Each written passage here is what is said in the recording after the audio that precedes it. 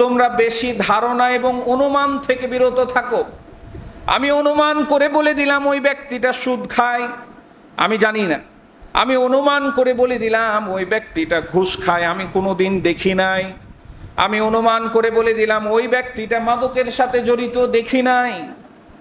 না দেখার পরেও আমি তাকে তোহমত দিয়ে দিলাম।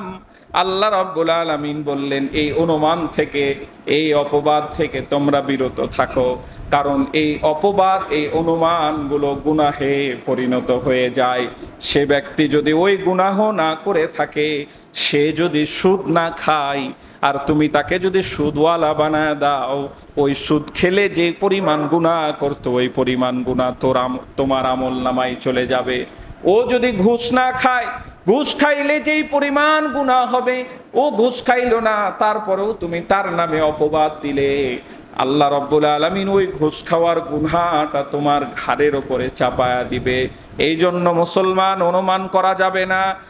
রাষ্ট্রের শাসকদের বিষয়ে কিভাবে সুনাম, তার নাগরিকদের কিভাবে সুনাম অর্জন করতে হবে, সুনাম ধরে রাখতে হবে, এই বিষয়েও কিন্তু আল্লাহ কোরআনে বলে দিয়েছেন। কোরআনুল কারীমে রাষ্ট্রের জনগণের আভ্যন্তরীণ বিষয়, এগুলো কিভাবে আপনি হ্যান্ডেলিং করবেন, তাও কিন্তু কোরআনে আছে। আল্লাহ রাব্বুল আলামিন বলছে, ইয়া আইয়ুহাল্লাযীনা আমানু জতানিবু কাসীরাম মিনাজ-যন ইন্না বা'দাজ-যন্নি ইসমুন ওয়া লা তাজাসসাসু ওয়া লা ইয়াগতাব বা'দুকুম বা'দা। একবার বলেন না আল্লাহু আকবার।